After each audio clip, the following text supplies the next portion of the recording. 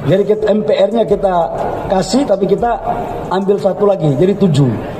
Dan alhamdulillah jadi menjadi 8. Jadi tadi saya pikir ini adalah sebuah kesempatan yang baik untuk kita mengabdi dikit kepada pemerintahan.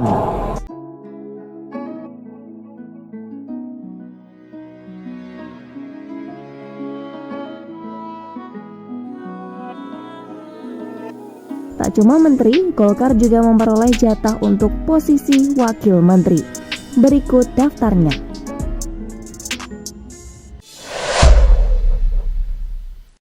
Bahlil cerita Golkar tukar guling ketua MPR dengan kursi menteri. Jadi dagang sapi, di politik dagang sapi. Bukan mencari yang memiliki kapasitas dan kapabilitas, tapi bagi-bagi kue.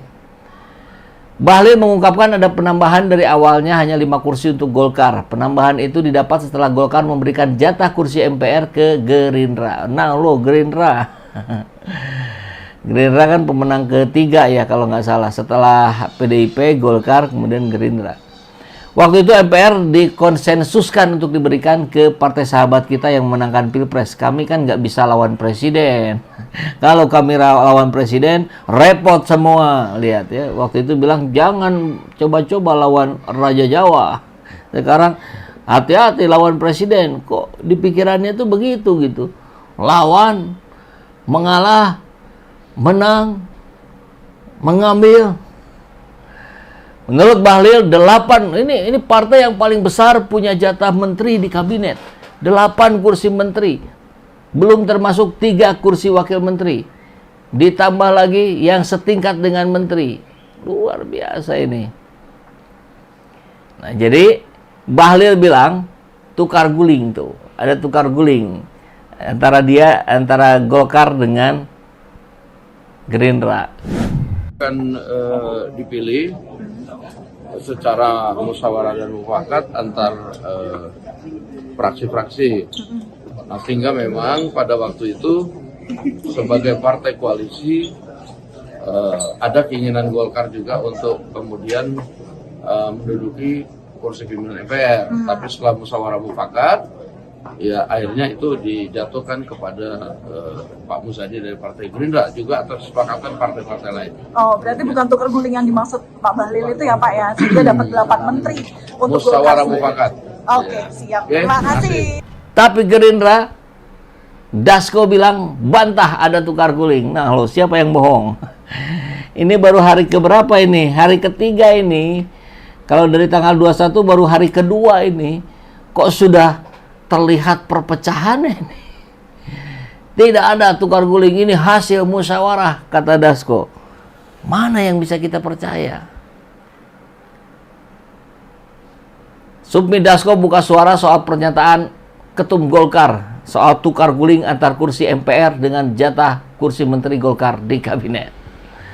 Dasko membenarkan bahwa awalnya Golkar sebagai juara kedua perolehan kursi suara terbanyak yang memang menginginkan ketua MPR. Namun setelah dimusyawarahkan, posisi ketua MPR diisi Gerindra. Jadi ini musyawarah katanya. Ini musyawarah mufakat, konsensus. Tapi versi Bahlil bilang ini tukar guling. Harusnya jatah Golkar dikasihin ke Gerindra, Golkar dapat tambahan menteri. Ayo, ketemulah Dasko sama Bahlil nih ya. Nanti terpecah nih yang ngelihat, wah ini pembohong nih Dasko, wah ini pembohong nih Bahlil.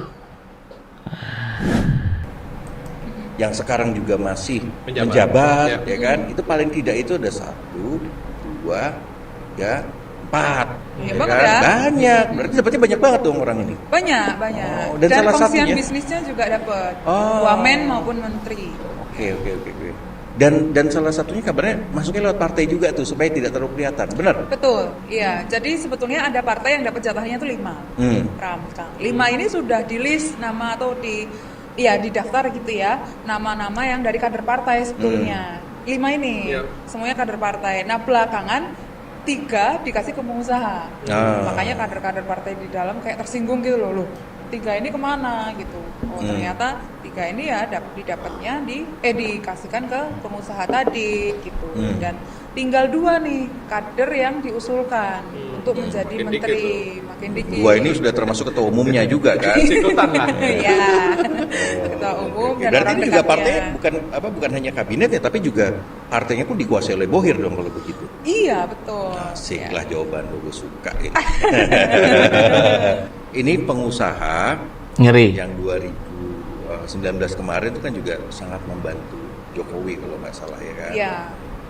Udah pernah disebut juga namanya masuk presiden puas di Iya, TKN tidak kan. jadi waktu itu mau jadi Tidak.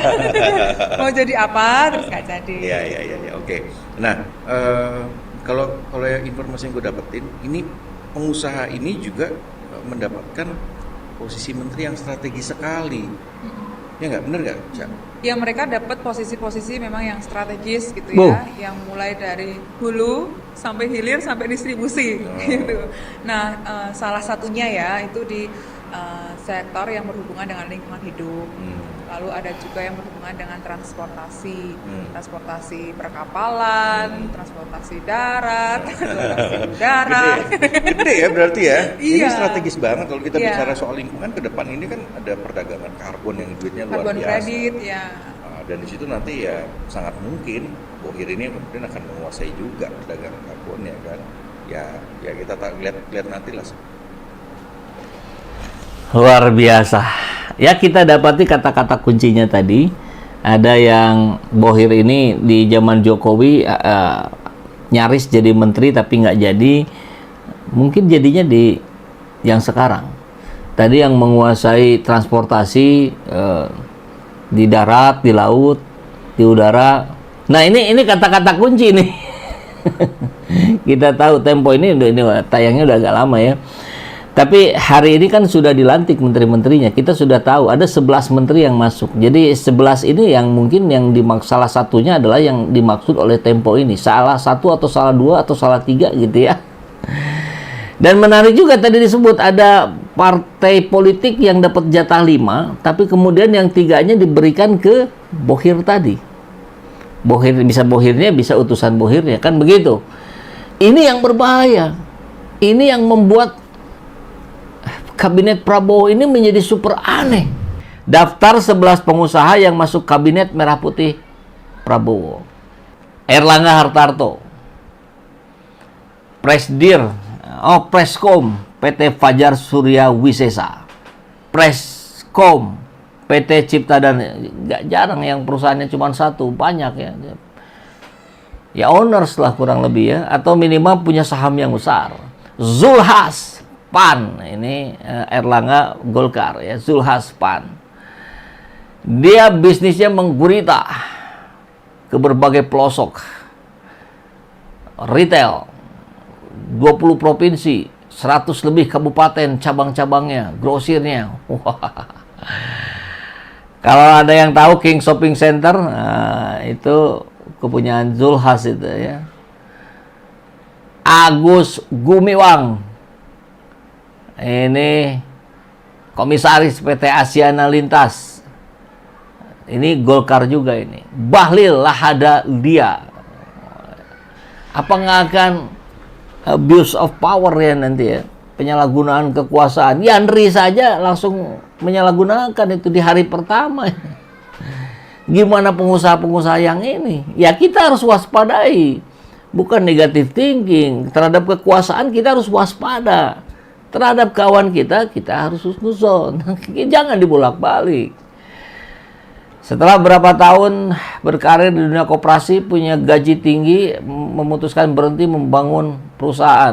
PT Riva Capital mengelola 10 perusahaan. Jadi perusahaan mengelola 10 perusahaan yang beroperasi di berbagai bidang. Pengusaha muda yang paling disegani, ngeri. Dodi Hanggodo. Ini dari partai mana ini?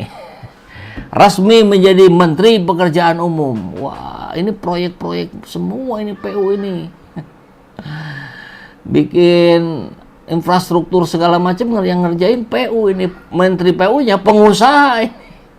Apakah ini yang dimaksud bocor halus? Kita serahkan kepada Badan Intelijen Netizen. Pernah tercatat sebagai komisaris di PT Pradiksa Gunatama. Ada perusahaan yang kelapa sawit. Wow. Dodi Purwagandi, Menteri Perhubungan. Wah, apakah ini termasuk? Tadi disebut ada oleh bocor halus, ada itu ya, yang berhubungan dengan transportasi segala macam. Wah, Menhub dong. Pengalamannya luas, pernah menjabat komisaris PLN, Kepala Departemen, Direktur PT John Lynn Air Transport.